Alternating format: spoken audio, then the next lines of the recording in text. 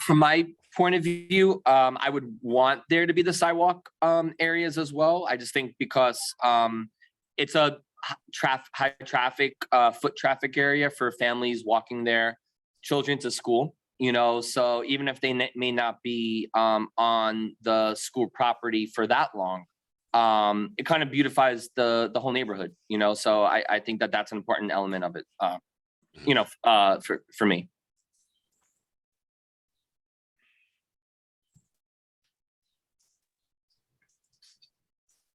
And then I guess another, part of the programming, this is programming a little bit different, but just to confirm that there's no basketball at the north end. We've got some trees in the middle of that area, so there's shade, but generally it's a surface that kids can kind of run around on. There's a track in the ground, but it's all pretty much a place that the little kids can run around. And we thought it was really exciting to be able to open up that whole area so they can run by the entry. There's like this sort of soft, squishy, lumpy zone, and then the natural grass on the far end. And just to confirm, sorry, I'm sort of rambling on, but that it's a little bit of a change from what's there now. The equipment is close to the door. That's where people come in, and just making, checking one more time that works functionally for how the flow works around the door and coming out to recess and stuff. Yeah, absolutely. I think opening it up is great. I've always wished there wasn't a fence on the south perimeter of that playground area. So it opens up another door. Even I think there's a door on the other side of that fence, so it kind of gives us even more opportunities for ingress. So I think that's great. Heidi, question. Just to the north of the school is a rather large piece of property between Broadway and Orton. At a previous meeting, did you indicate that there was some thought of development of that property? Yes, it is a city park. Unfortunately, it's just been in name for decades. We are working with the city and JT's team and funder from both, public and private funding to develop that as a full park. So we will be working with our adjacent team here as that moves forward, bringing you guys into the process as well, because it would be great for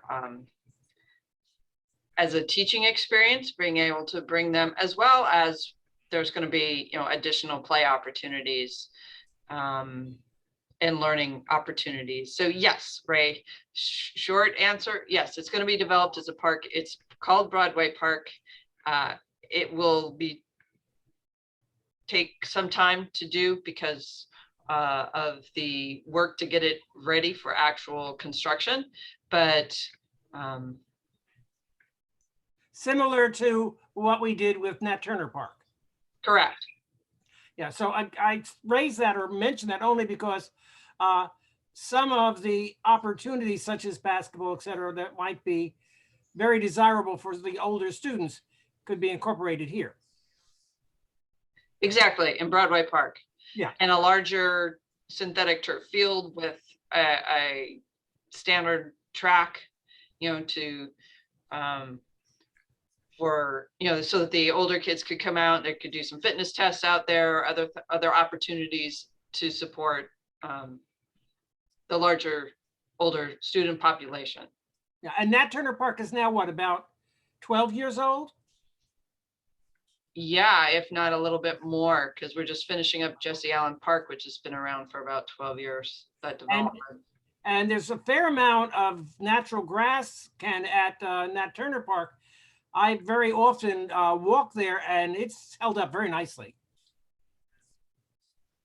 Yeah, so yes, and there's adjacent school there. And so we would be looking, like Ray said, to do something similar, encourage the students to participate. We already, at least the students we worked with this year, they know about it. And we'll work with you, Principal Montalbano and Ms. Safier, to engage with the student and whole entire school population as that project moves forward.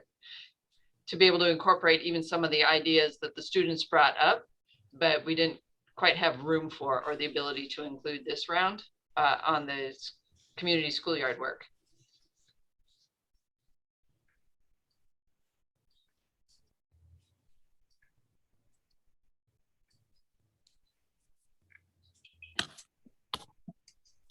Maybe just to throw on another thing, something that we've been talking about with the students and talking about internally is the role of color in this park and how to integrate it. The first scheme is kind of considering color, artwork, and maintenance, actually. They go hand in hand. So the first scheme here is considering a concrete pathway that has some sort of physical tooling in it or something so that it doesn't need to be repainted. And then moments of artwork on the ground, as well as some budget for murals on the walls.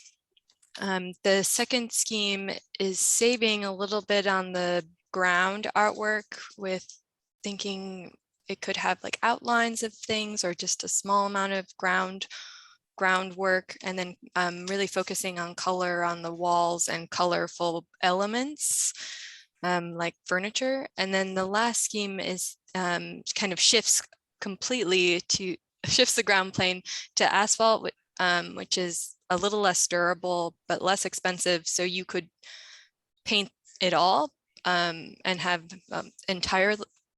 a much more colorful surface. But again, then you have to think about how often you want to repaint all of this, and the durability of the color on the ground versus durability of color on the wall, and so we just wanted to kind of introduce the idea of artwork and maintenance to the conversation, and to get a feel of a preference or reactions. And maybe, or if there's sort of experience with parks over time and how murals, whether they're on the ground or on the wall, do through time. So that's curious. I would just suggest, Ken, a question for you. Do you have much of an issue of graffiti or tagging on your building and in your area? No, we haven't really come across that too much. I know at Riverbank Park, which is a county park down in the East Ward, it was really redone several times recently, and they have had a significant problem of tagging. So, I would just raise that as a concern. Hopefully it would not be a problem here, and if it's maintained. It's the kind of thing I think that once it happens, it tends to spread, but if we can keep it from happening, it tends not to happen. Yeah, and going around the neighborhood, tagging is not I haven't seen tagging. Okay. Really, I haven't seen any tag. There's several murals already street facing that are completely pristine. They don't have any tagging happening on them. Even blank walls I don't see. And this industrial area along Orton, which could definitely have tagging, especially even the building right adjacent on the city park property that's vacant doesn't have tagging. So it's a very good point. And something that as we move forward, we can be a little bit more mindful when we're looking through the neighborhood, exploring and seeing what character the neighborhood has and looking at Broadway Park, that we can translate back to the schoolyard. But this is one of the instances where I haven't noticed any tagging, because we've had to park several blocks away, for meetings and walking through the neighborhood. And yeah, it's even though Broadway is a heavy commercial corridor, it's well maintained. Yeah, absolutely. And at least in the design 1 and 2, a lot of the painted areas would be behind a fence, right? Or behind like school property. Right. Yes. Yeah. Okay, and then in option 3, that part that goes onto the sidewalk, that would be potentially exposed. Right. Yeah. That was a sort of an attempt to cross that fence line, maybe using that muraling to sort of spread, let it spill out a little bit past the fence. Right. There's a bit on scheme 1 too. But yeah, that would be in terms of obviously security for graffiti. That the fence line, it would be, I would imagine it'd be pretty hard for stuff to happen on the school side of the fence line. I guess it depends on whether it's open on the weekends. Yeah, because as our conversations have been, the use is priority is for the school and what the school's uses are, but also then the community after that. So after school hours or after, the aftercare and during summer and on weekends, for it to be open for the community to use.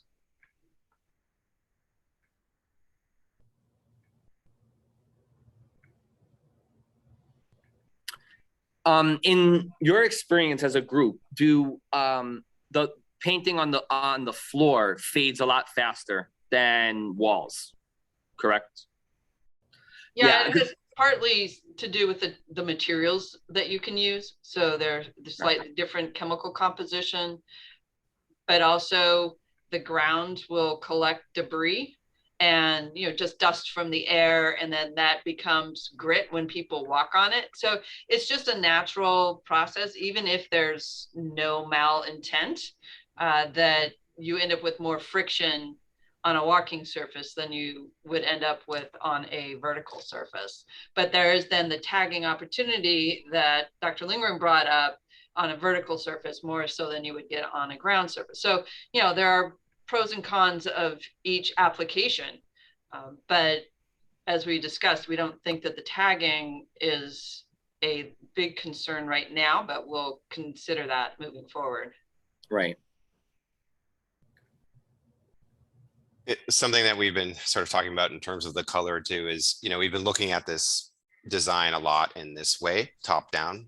All the walls that we're talking about, you don't even see in these drawings. And we're excited as part of the next step to kind of try to understand what it's like to experience the park as you walk through. And, there's a whole 5-foot wall along the south half, whether that's an opportunity, whether it's a graffiti target, like all these issues are going to start to evolve and hopefully present some opportunities, but also, give us a full understanding of both where the color is and, a little bit more development of how the park will be used. But the color really brings up that how we're sort of isolating one view by looking down at it.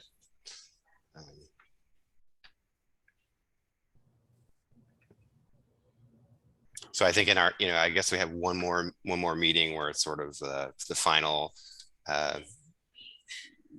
iteration of our concept design. I think we'll start to show some views within the park and, mostly to get excited about the space and as we move forward to develop it.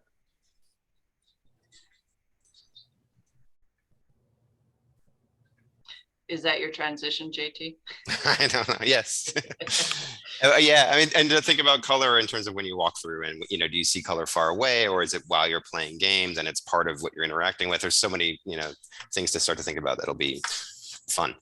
But yeah, I guess that's the transition to next steps. Unless, I mean, I guess I would also say, obviously now you guys are seeing this sort of one plan for the first time. Obviously, if you take it home and think about it, if there's something off or wrong, obviously we would incorporate those comments. Yeah, so the next steps. Was that just feedback? Can you hear me? Oh, go ahead. Yes, Ms. Johnson. Hi, I'm sitting in for my director, Rodney Williams, and I'm not sure if you discussed it, but the district is moving towards sustainability and, the green issues and things like that. How is that being incorporated into the design and everything? I noticed the rain. I saw the rain gardens and everything. Are you the materials and things like Yeah, so we'll be looking at the that? Are you albedo and utilizing those types of materials?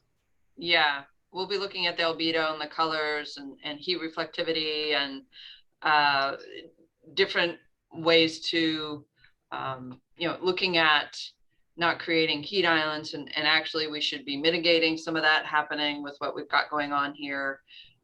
Collecting stormwater and looking at ways to either reutilize or help it mitigate any potential flooding, such as, so safety, the synthetic turf, we always create extra freeboard underneath the turf.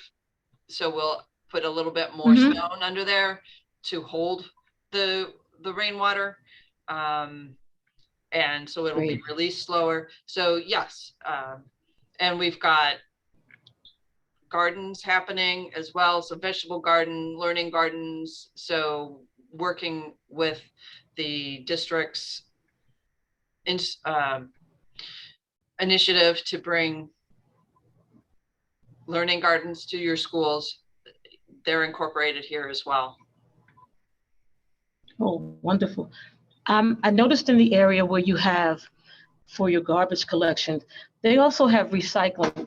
Would you have areas for bins to be placed in there? Because the truck drives up into that area.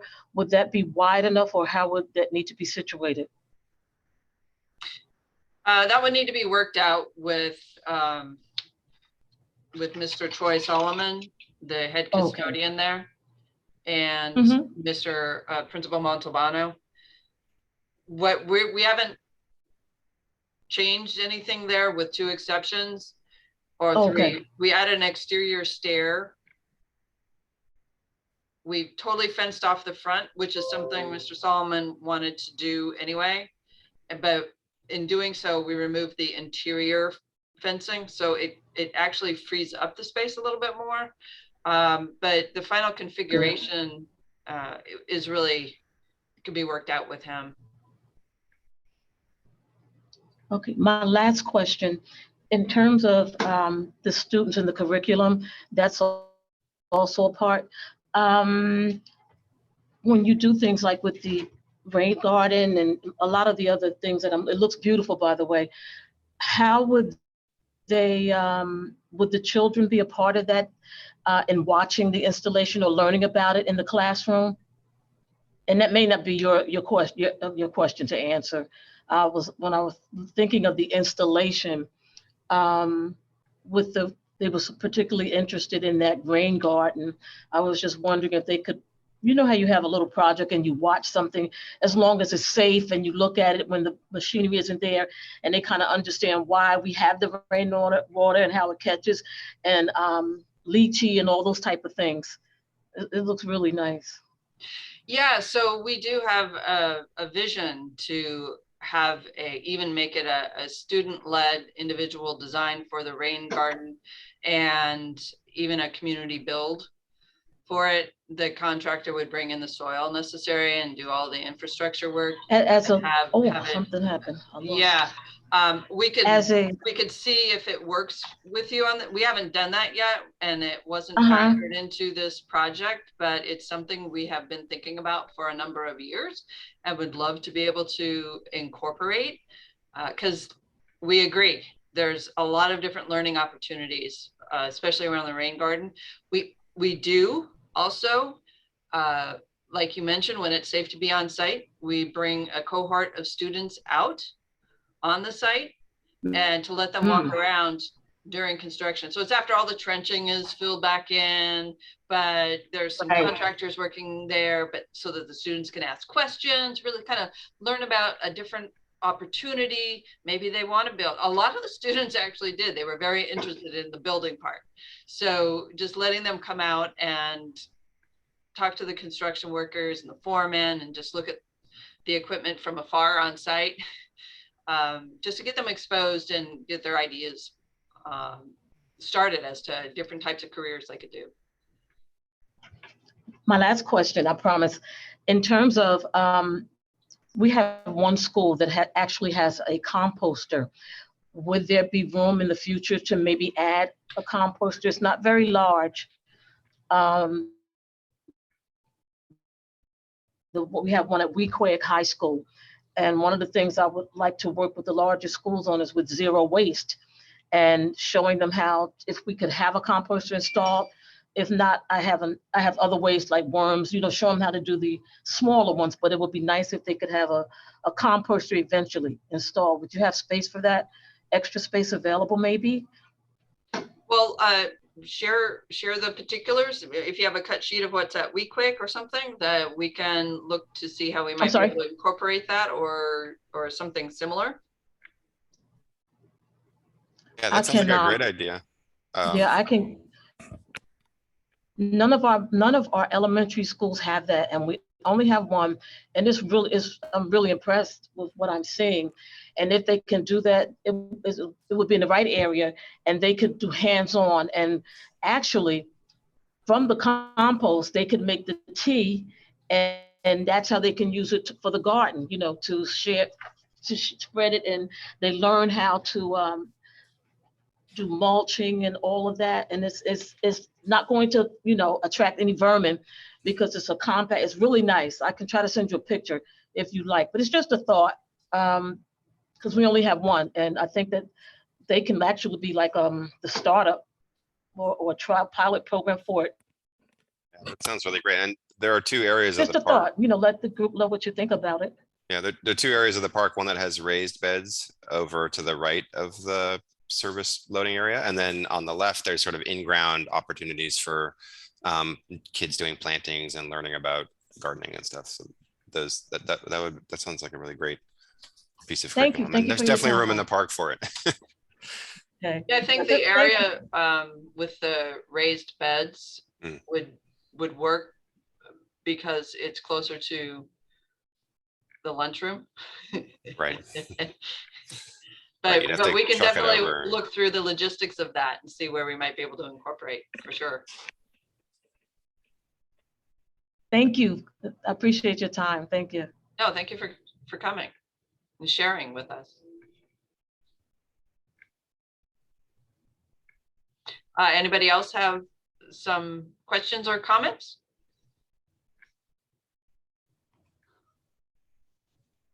So what will happen next is the JT's team will get back together, take your comments, take the students' comments, come up with a final concept. And what we would like to do is reconvene just a final time to share it out. And like JT was saying, with some visuals, maybe some perspectives, some other cross sections that might give you more of a flavor of what the design can be transitioned into from here.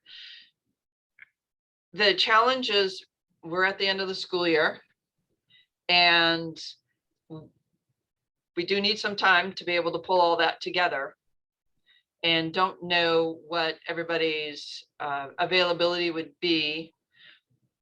We initially had it on the schedule to reconvene in July after the holiday, July 4th holiday, but realizing teachers, administration are on a summer break at that point.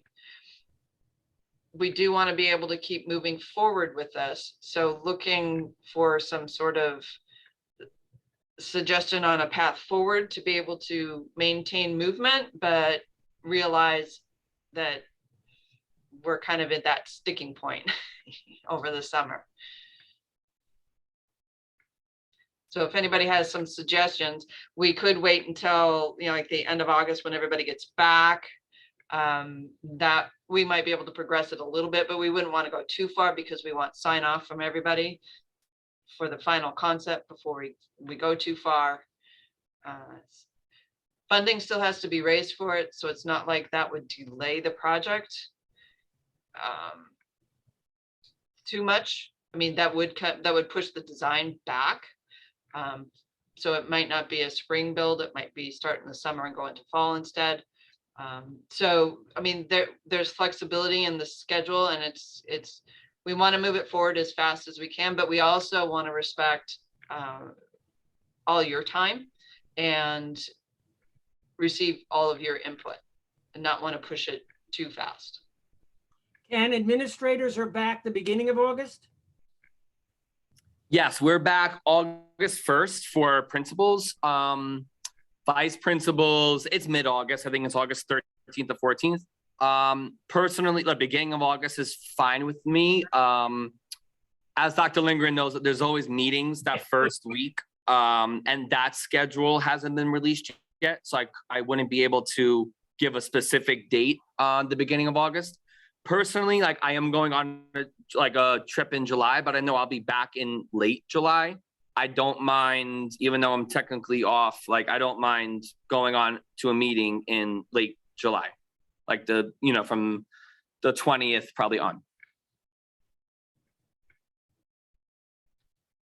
Heidi, to speak from the facilities perspective, I mean, there may be some members of the team that are going to be on vacation, but we're all 12-month employees.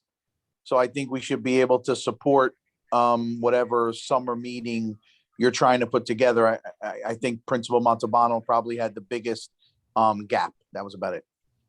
Okay, thank you.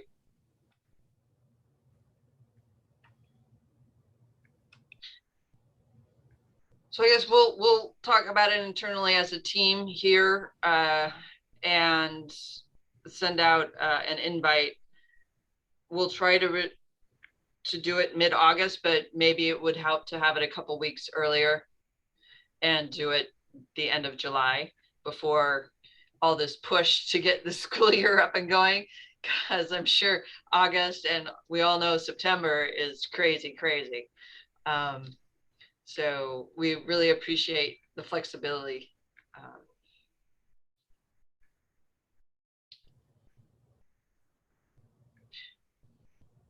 Well, if there's no other questions or comments from anybody, including our design team,